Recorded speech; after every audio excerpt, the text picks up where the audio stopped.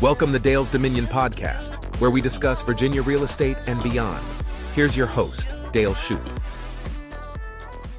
Welcome to Dale's Dominion, Virginia real estate and beyond, where we dive deep into the world of real estate, lending, title insurance, and when that gets a little boring, we'll talk about money and motivation, cars and coffee, or even burgers and bourbon. I'm your host, Dale Shoop, and we have a very special guest today. He's a senior mortgage advisor with F&M Mortgage, a longtime colleague and friend. Please welcome Jon Ischinger to the show. Thank you very much, Dale. Good morning. Good morning. So Jon's one of the coolest guys I know. He's always looking sharp. He's always ahead of the curve. We've got a joke about who's got drippy shoes on. Everything's always on point. And he takes that same approach to his work. He watches the trends. He knows the market. And he doesn't just sell loans like products. He dives deep, figures out what's best for his clients. He works hard for them, even if that means pushing the title company to close a little early. But that's just because he understands what his clients want and need. So, Jon, tell us a little bit about your journey into the mortgage business and then how you came to work at F&M Mortgage. Awesome. Yeah, thank you, Dale. Thank you very much for that intro. I appreciate it, brother. I don't know if I have you beat as far as the drippy shoes, and the styling and profiling for sure. So I've been in lending now for over 2 decades, which is mind-boggling, really, really shocking. But, you and I have known each other almost that entire time. So you've been around. You're an OG like me. So, Yep. Gray, getting a little grizzled. I didn't, this isn't what I wanted to do or had any designs on doing when I started out. I actually went to school for information technology and got an internship while in college. It turned into a job and thought that's what I was going to do for the rest of my life. But as we know, things can change. And the company I worked for got bought out by a multinational corporation, a large one, and we were all laid off. So I had recently married, had a baby, and, was at a crossroads. I was given a severance and an opportunity to move to Arkansas for a new IT job, promising pay. And I decided, I'd moved a lot growing up, that this is where I wanted to stay, and that wasn't going to be what I did. So I decided to get into sales and took a finance sales position at a small company that challenged us to make a lot of calls and get in front of a lot of people. And that's kind of how we were measured by, it was sort of like a boiler room, if you're familiar with that principle. It was like call, like a call center. But it was great training. And I migrated from there to a startup mortgage company, Madison Mortgages, founded by some local guys here. And from then it just took off. It was just a very fun, frenetic, fast-paced, never a dull moment type of job. And that's something that I really like. I like the action. I like the leaning in, the getting to know people, meeting and listening to stories from people, not just, trying to provide financing outlets, as you mentioned, but making friendships, finding out where people came from, getting to know them, their families. And then from then it was just kept growing my client base and referral partner base, which is what it's about. And moved to Wells Fargo for about 10 years, which was at the time the largest lender in the country. And as that didn't work out for a variety of reasons, Wells Fargo had their own challenges, and it was difficult for us to get loans closed. And the entire office here locally, many of whom are good friends of mine, we all left. And at that time, I decided I needed to work for a smaller company where there was less bureaucracy and I could talk to the people that made decisions, and ended up at Farmers and Merchants. At the time was VBS Mortgage, and now F&M Mortgage. And it's been the most rewarding position I've ever had. It's just amazing. And I get to meet and work with people like you on a daily basis and your staff. So, 20 years later, that's where I'm at. Excellent. So for folks who are shopping around and they're watching interest rates and they're scared about what should we do, what are some of the things they ought to look at? Should they look at fixed rate versus adjustable rate? I mean, how do they know what the best thing to do is? Yeah, that's a good question. There's a lot of fear and a lot going on in the market these days, and having the resources through aligning yourself with people that are knowledgeable in the field is really important. So I think at one time we counted maybe in excess of 50 places you can get a home loan just in Rockingham County, the greater where we live. And that's a huge number given the amount of people we have. And so it depends on, when you're out there looking and there's just all kinds of information being thrown your way and what we can find on the internet and such, you really need to have a really knowledgeable advisor in your corner. And that also would be your real estate agent. The lender and the real estate agent need to be top notch and know what they're doing to help you sort through the various products there are, because there are a whole lot, and to inform you about where rates are probably going to go, what access you have to potentially down payment assistance, grant programs. We offer just about every loan type there is, and it can be mind bending to go through all that, but that's what we do, is try to make it as easy to digest as possible. So if I had to say, one thing would be, if you're interested in buying a home, you have to be ready. And when I say ready, that means you have to meet with a lender and become fully pre-approved. Not, if you're going to go around and call a bunch of people and not commit, it's going to take you a lot longer, and you're likely going to miss out on potentially the right home for you. So if you're ready to make that move to become a homeowner, then you need to find a lender that you want to work with and do the deep dive, do the legwork up front to become fully pre-approved, so you know exactly what you qualify for, what products are the best fit, and then you'll be ready to go shop for a house with that golden ticket, your full certified pre-approval letter, as it were. So, and then the realtor also makes a huge difference. There's a lot of realtors, and some of them do a lot of volume. They sell a lot of houses, and they're well liked and respected, and some don't. And that's not to disparage people that have just gotten into the industry or don't sell a lot of homes or list a lot of homes, but there is a difference between some of the agents, just like there is with some of the lenders. Some of us have done this for a very long time, and there's a reason we're still doing it. And this is our full-time job. Yeah, it's a long game for sure, and it can be a challenge, and it's important to stay informed and ahead of the curve. And become that trusted advisor that people seek out when they're entering into something like this, because it's going to be new to them. People don't do this every day like Right. we do. So yeah. What about somebody who's a first-time home buyer? Maybe they're not sure about, is their credit score good enough? Maybe they're just brand new and never done it before. What sort of thing would you advise them to think about? As first-time home buyers, it's become increasingly challenging for them. Unfortunately, they're as most people know, we don't have a lot of homes, so there's a lack of supply, and there's a Right. great deal of demand. And as those opposing forces pull apart, that gap increasingly widens, and it puts pressure on the lower end. So if you have access to a lot of cash, you have a home with a lot of equity that you're selling, obviously it's going to be easier. As first-time home buyers generally don't have a large down payment, or maybe no down payment at all. And I would always tell them, I always do tell them, just like the aforementioned question we went into, that if you're a first-time home buyer, you should become fully pre-approved.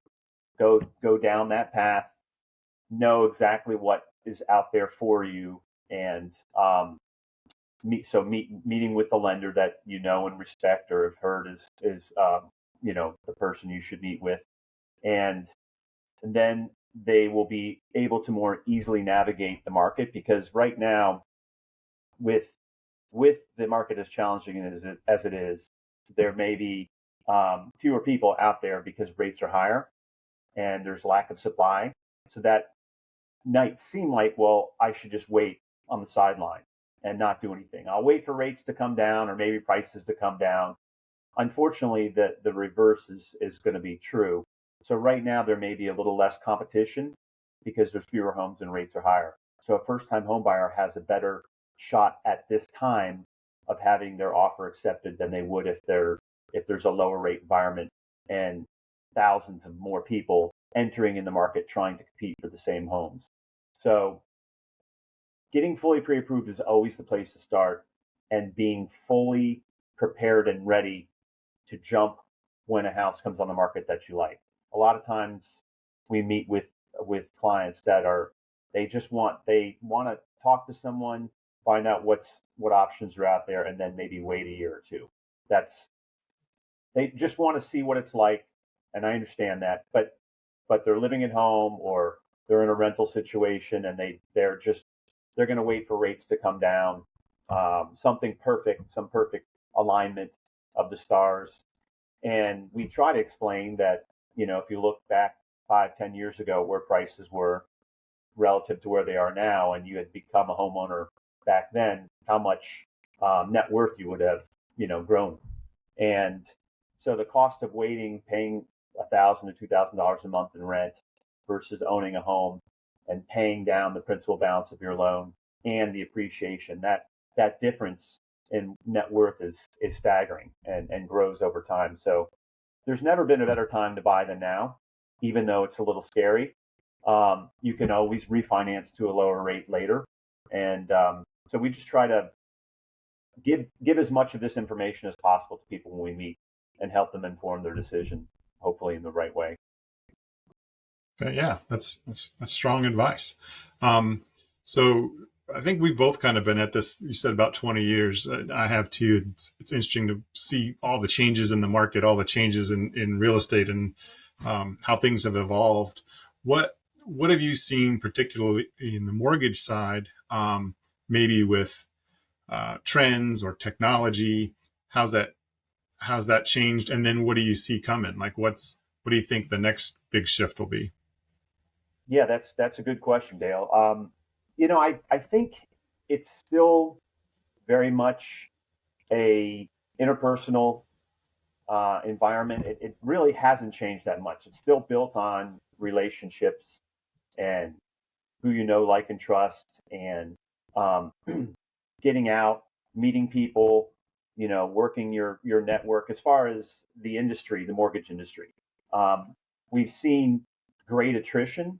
Years ago, it's a feast or famine type of profession, and real estate is like that. We have these peaks and troughs. We've got low rates, high rates, and those cycles create the pressures like we're seeing now, where we don't have a lot of supply. We have people living in homes. They have interest rates 2-3%, and they don't want to do anything with those. So they're holding on to their homes. Even if they need to move, they're like, I'm not going to do it when rates are 7%, understandably. Right. So there's really slow times, and then there's times where you can barely breathe because it's so busy, and that's just the way it goes. So that hasn't changed. We had the '08 housing crisis where everything stalled, and then it just ramped back up, and we had the lowest rates in history a couple years ago, where more homes turned over than ever have before, and now it's slow again. So technology is always a part of it. We've got AI now, and that's a real interesting thing that people are talking about. But at the end of the day, people generally still want to talk to a person. They still want to meet with a person. They still want to shake hands with a person, look in someone's eyes. So we're not seeing huge changes like I honestly thought we would have a couple years ago, with people going online for all their needs. Right. It's happening, but it's not happening at the breakneck pace I would have thought. People still want to be able to find somebody if they have a question or a problem, and not call an 800 number or talk to a chat bot. So yeah. So it's still, I think rates also are cyclical, and we have higher rates now, but I think they'll start coming down. They have. It's been a rocky, choppy volatile period where they've gone up and down and up and down, but they're slowly coming down. And I think that trend continues into the second half of this year into 2025. And, really all that means is it's going to get crazy again. I mean, it's arguably crazy now. It'll get crazier when rates come down. So, not really. The biggest change I'd say really is attrition or shrinkage in the market, and that's lenders and realtors both. The last couple of years has seen, I think there was 50% gone. So few sales that can't support all these people. So you'll see you've seen a lot of people moving to different offices or offices combining. We just had top grossing realtors in our market in the last month leave one of the brokerages and buy and form a new one. And a lot of that's going to happen. So some shifting, but the core intrinsic values and what makes someone good and what makes you want to work with someone, I don't think have changed. You're still going to want to meet your mortgage advisor or your realtor for the most part, I think, for the foreseeable future. Yeah, I think so too. It's such a relationship business, and Yes. and I think a lot of trust gets built, during that beginning of that relationship, and that's, I think that's why advisors like you are so successful, is because you're really good at establishing that rapport, and the people they know, like, and trust you, and that's who you want to do business with. So maybe can you tell us how important is a credit score, and what can folks do? Can you help them if they don't have a great credit score? Absolutely. Yeah, so one thing we love to do, and this is this isn't always what I did. So I'll at the beginning, I see a bad credit score and I blow the person off. I mean, not entirely bad. I say, I'm sorry, there's nothing we can do. Right. Yeah. Come back later. We didn't have the tools, and part of it was I didn't also have the knowledge that I do now. But so this day and age, when we meet with someone, we try to, depending on where they're at, their timeline, what their fears are, what assets they have. And when I say assets, I mean, obviously what's in their checking and savings accounts, but what their family has too, because this is definitely a family decision. And a lot of times people have family that they hadn't thought they could lean on. But when I explain to them, this is what's going to take to buy a house, and this is what's going to take to get your payment where you want it, they will reach out to their extended family. So when we meet with someone, we try to get a round concept of what it is that makes that person up, who they are, what they want, what their timeline is, as I said, and what their fears are. And part of that is obviously taking an application and seeing their credit.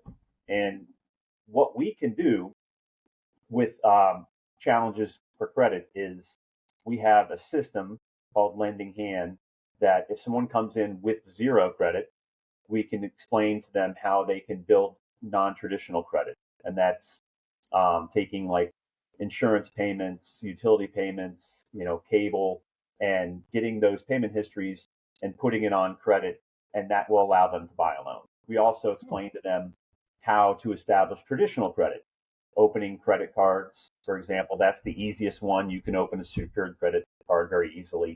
And we give them step-by-step goals and a map for how to do this. Literally, we print out forms that tell them exactly what to do and expect a score in 3 months, 6 months, 1 year, 1 month.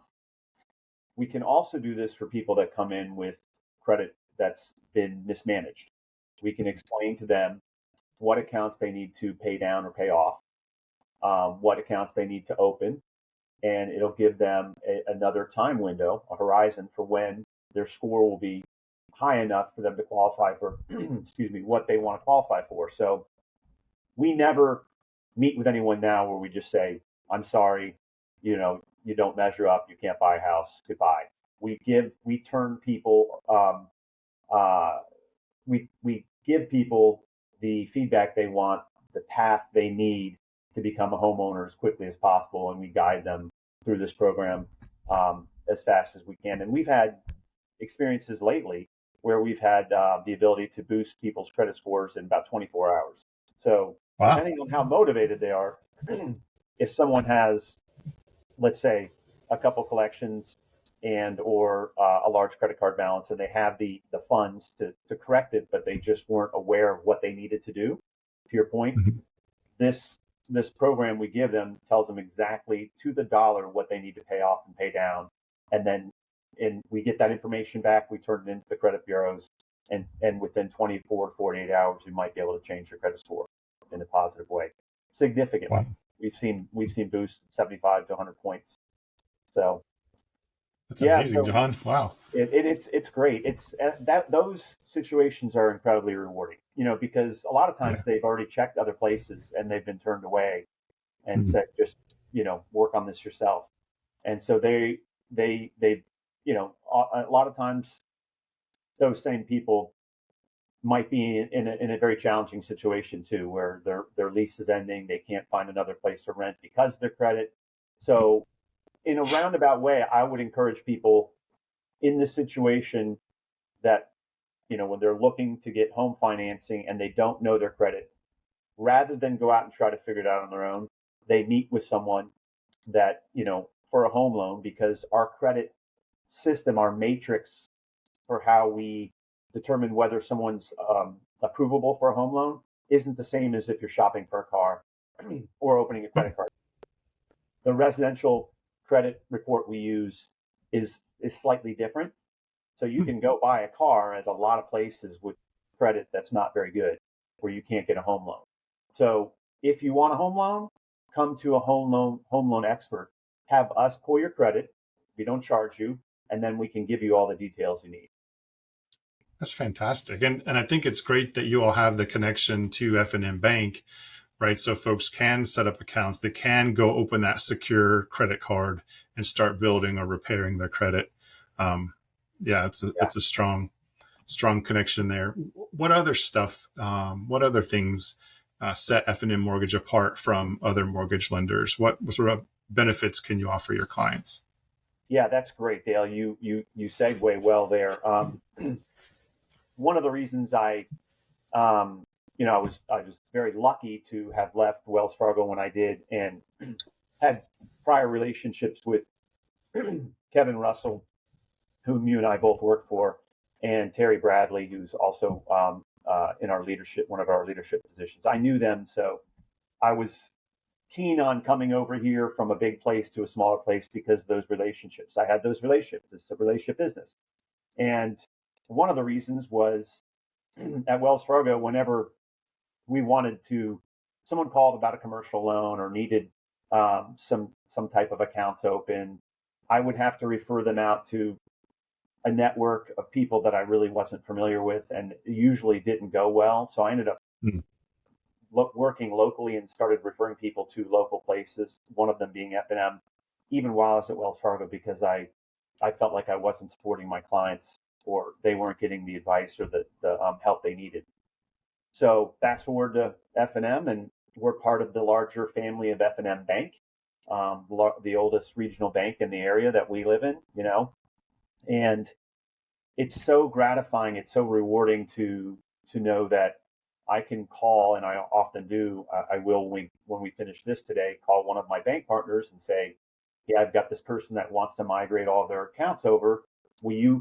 This person asked if someone will meet with them and actually go through and do their online banking stuff with them, because that's their big obstacle. Like most, they've got it all set up, and I hate my bank, but I just don't want to go through, changing that. We'll do that with them. So our bankers will do that, and I'm going to call, one of my bankers, let's just say Joey, and, link these people up. So that same connection, that same relationship with our bank partners also assists us every day with our mortgage products. So we can do just about anything you can possibly imagine related to housing out there. And that is not true of standalone, mortgage companies like, let's say, Rocket. I don't want to get into naming, but since we're bank owned, we can do commercial. We can open accounts. We can open credit cards to help build and restore credit. We can do construction loans from the ground up. We can do renovation loans of properties that are in disrepair, whether you already live in it or whether you want to buy and renovate it.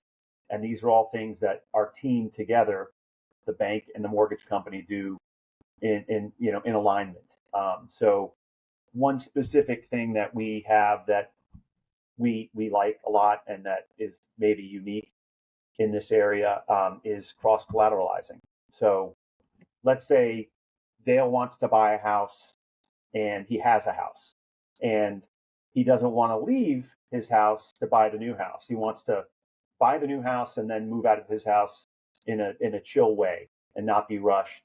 And but you go to buy that house and you still own this house and you have to figure out a way to make the offer non-contingent.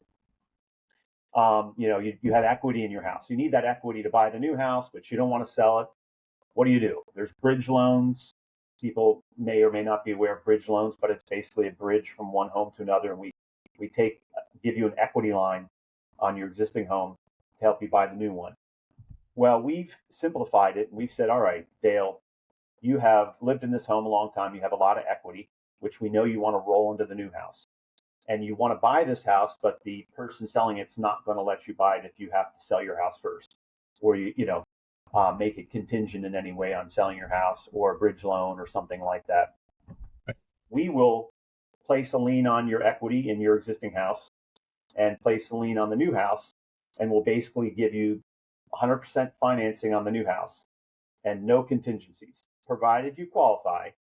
And then you can buy the new house with no contingencies. And as soon as you go under contract, you can list your home, or you can wait till you move into the new home and then list your home. And we'll take that equity when it's done and roll it into the new house loan and pay down that balance and recalculate your payment.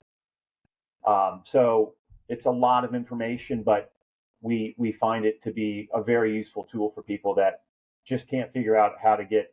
Because in this challenging market, if you have to sell a house to buy a house, you're going to strike out more often than not. So that cross collateralizing is something that we leverage with the bank. And we can also do that when you're building a home. You want to build a home, but you don't want to move out of your house first and rent, which people do also. If you have a lot of equity in your existing home, you can use that as a down payment to build a new home. Stay in your home, move into the new home when it's built, and then sell your home and roll that equity into the new home and get a new lower payment. So that's called cross collateralizing, and that's just one of many tools we have. One of many. That's wonderful. It takes a lot of pressure off for the client. That's a great idea. So do you have a success story with a particular client that you were able to help that you want to share? Sure. Yeah. As a matter of fact, right now we're working with some clients that kind of a similar situation. They have a house. They wanted to build a house, but they needed to sell their house, but they didn't. They couldn't do that. They couldn't. We couldn't qualify them to do both at the same time. So they ended up saying, "All right, well, we'll find a house and we'll buy a house." And same situation. They had to sell their house to get rid of that payment in order to qualify to buy a new house. So they kept striking out. We're not able to get another house under contract, and eventually decided we'll just sell our house and move in, cram in with family for a little bit, remove that impediment, and then should be easier for us to get a house under contract. And we understood. And this is over a period of, I'd say, a year and a half from when we started the conversation to where we are today. About a month ago, they called and said, we found a house and we really like it. It fits, it's perfect, but their existing house had not sold yet. It's under contract. So they wanted to put an offer in. The agent that was selling the house called and wanted some information, and their agent called, and it sounded like we could get it done. So we're excited. Well, come to find out that the house that they want to buy, which had been fully renovated, it's very, very nice, only had a heat source outside. So if you're not familiar with them, there's wood burning heat systems that people install outside, and then it funnels the heat pressure into the house. It's thermostat controlled, and in this case, it has radiant water heated that's tied into that. But you have to feed this outside furnace more or less with wood to keep the heat going, and that you can imagine as you're working through this in your mind that could be challenging if you leave on vacation and there's a cold snap and there's no one putting wood in there. So you'd need a house sitter. It's not the end of the world, but and evidently it's an awesome heat source. It's just not in the house.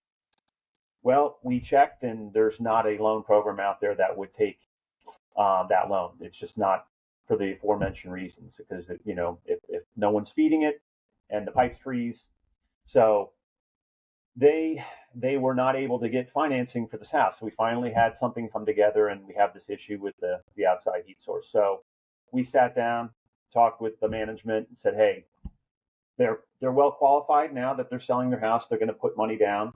They're going to close on their existing sale right before this one, so they'd have the proceeds. And we decided that we would hold money in escrow for them to put in another heat system in the house. So in this case, wired baseboard heating. Not the most efficient, but with wired baseboard heating, you can get any loan.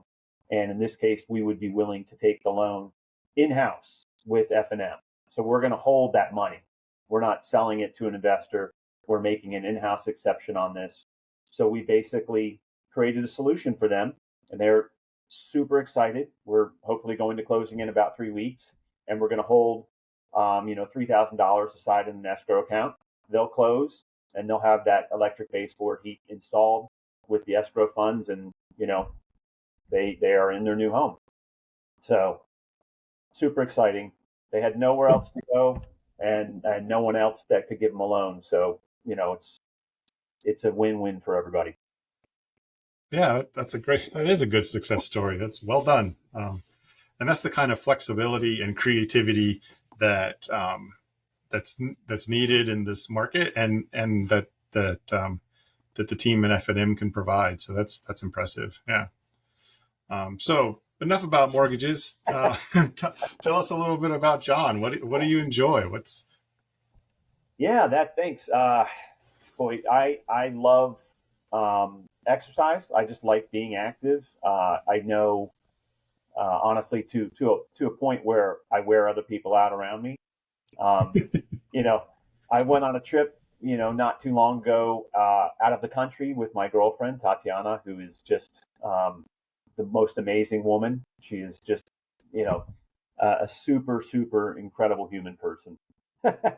And we went to Colombia, where she originally is from, and I met a bunch of her extended family, and I had the pleasure of farming, riding a horse, getting coconuts out of a tree, just doing all kinds of crazy stuff. And I'm a little older than she is, and I'm a little older than her cousins, because she's the oldest in her of her cousins.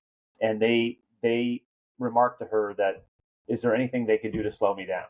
So that's kind of how we were just going all the time. And in the evening after dinner, I'm like, let's go for a walk. So we walk all around, and they were just like, gosh, how do we wear Jon out?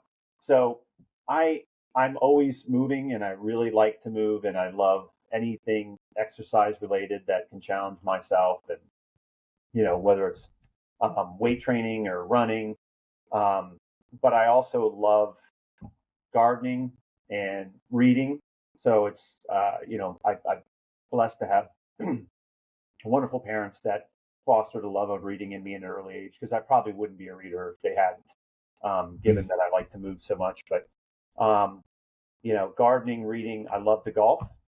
So any chance I get to go golfing, again,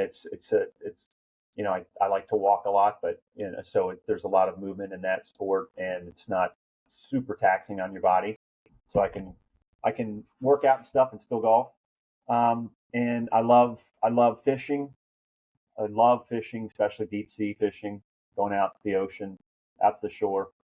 So Yeah, just being as active as possible. Now everybody's talking about cold plunging these days, and I've heard that you are into that too. In fact, sneaking around, finding crazy places in the mountains to tell, tell me what's going on there. Yeah. So part of this, I'm a voracious reader. Not usually. I mean, I do read books. I read books, part of a book every day. I mean, not every night before bed. But I also like to consume a lot of content and listen to a lot of podcasts. So, naturally, I'm always trying to look for hacks and ways to stay in better shape. Do things faster. What's cutting edge? And so, a couple of years ago, I stumbled on this guy called Wim Hof, WIMHOF, Wim Hof, the Iceman. And if you haven't heard about him, I suggest you look him up. It's a fascinating story. And he's the one that has kind of really catapulted this into the public knowledge these days. But he leads people in Scandinavia into icy areas through breathing techniques. They punch holes in ice and get in the water and do that kind of stuff. And so I started trying to find out ways to do something similar around here. And during COVID, I went out into the mountains and found a bunch of stream-fed little areas that were private. And the water is so cold. I haven't tested it, but I mean, I could go for a minute and I literally couldn't feel my extremities. I got up to 20 minutes. Now it's not really, I can just do it now. Cold showers, cold plunges. I love them. I think there's a really interesting therapeutic benefit to them. But definitely, if you're gonna try it, read up on it, talk to your doctor, and all that stuff first. It's not for the faint of heart, but yeah. Right. So love that stuff. Yep. And you've traveled a good bit too. So, what are some of your favorite places to visit? Favorite place to visit? Well, coincidentally, my favorite place is here in Virginia. But my father was a career Army officer, so we moved many times when I was growing up, and I spent time in Asia. So I lived in South Korea, and that was probably the best time of my life. And I have a deep respect and love for Koreans. They're beautiful people, and I love their food. Food is always right. Food is right there. I mean, everything is tied into food in some way. That's kind of how I grew up, and that's definitely the way I live. So cooking, I forgot to mention, I love to cook and experience different foods. So I think I went to Japan, the Philippines, a couple times to Hawaii while out there, and but I think if I had my choice, I would probably go to Cape Charles on the eastern shore of Virginia. Just love that place. It's an amazing, rustic, quiet. There's so many beaches and barrier islands that you can go to where there are few people, and it doesn't have huge waves, that kind of thing. So it's not the traditional beach, but there's lots of shells and conchs and great fishing, and I have good friends there, and we've been going there for about 30 years, and it's just my favorite place. But outside of that, I'm willing to go anywhere, anytime, and as extreme as possible. So just to All love to right, travel. Yeah. it's awesome. So here in the valley, John's favorite, best local brewery. Oh yeah. So one just recently opened called the Alpine Goat out in Weir's Cave, Virginia, and it's Bavarian influence. So it's a good friend of mine who's first generation Austrian, and he's brought that to the valley, and that's what he's building there. He's building a beer garden concept like you see in Munich, but it's a massive place with gorgeous views and great beer, and it's heavy on the Bavarian, which I like. I personally, those are my favorite beers. And if you're a beer person like me and you go out nowadays, there's a lot of IPAs, a lot of hoppy beers, seems to be everywhere, and people like those. That's great. But I like, more of an amber or lager, some pilsner stuff like that. So Alpine Goat would be great if you're looking for. Are they open yet?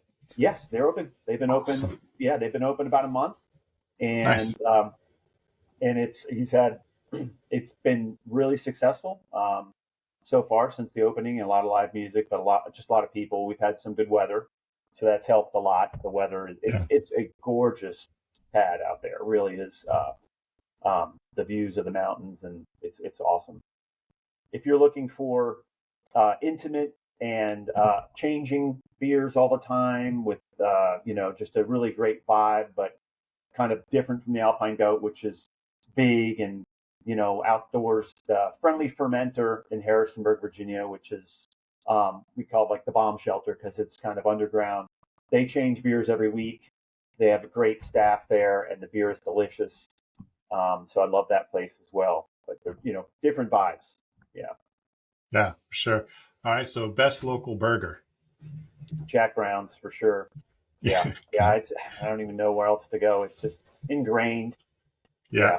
Yeah. So man, I just want to take a moment to thank you for your support and encouragement that you've always been to me, both professionally and personally. I want to acknowledge you not just for the work that you do, but for the wisdom and positive energy you bring to every relationship and every situation. And now that our listeners are big fans of Jon Ischinger, where do they find you? How do they find your content? How can they connect with you, even if they need a mortgage, or especially if they need a mortgage? Yeah, man, that's what keeps the lights on. Yeah, I'm pretty visible out there, so you can find me on Facebook. I have a website, the Valley Loan Team, valleyloanteam.com. You can check me out there, but my cell phone's out there. You can call me, message me anytime. Hit me up on Facebook, friend request. I hope to do more of this, with Dale's guidance. Dale's an incredible man. Like he said, we've known each other for a better part of 2 decades, and I have nothing but respect for Dale. And I'm so grateful to be on the podcast, and I know you're going to do great things with it, Dale. So thank you for bringing this out for us. Thanks, man. I appreciate it. Yes, sir. So as we finish up, any final thoughts or words of wisdom for the folks listening, especially someone who maybe wants to get into the mortgage industry?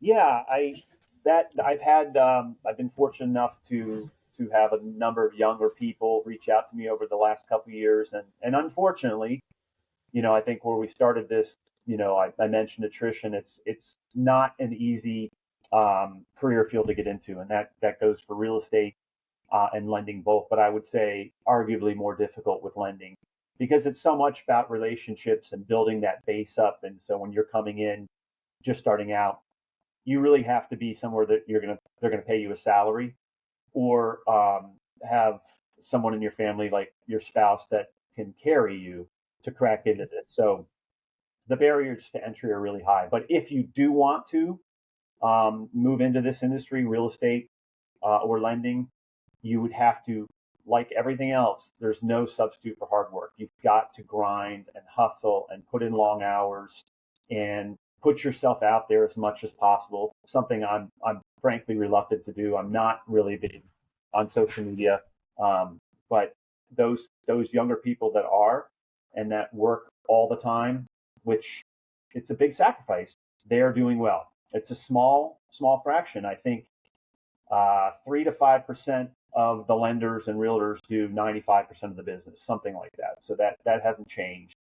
So, but if anyone wants to find out more about it, please reach out. I'm happy to talk to you and see if I can help in any way. Okay. Well, that sounds good. Thanks so much, Jon. Appreciate you. And You got it. we'll talk again soon. All right, brother. Take care.